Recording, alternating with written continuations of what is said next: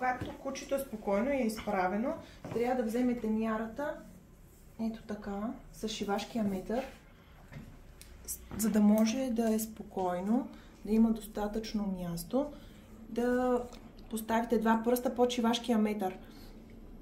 Ето в случая нашето куче е 78-79 см.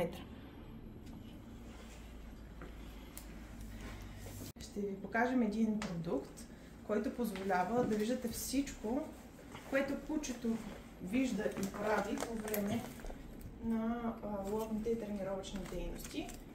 Това е една специална жилетка, върху която можете да закрепите камера и по този начин ще бъдете навсякъде с вашият любимец.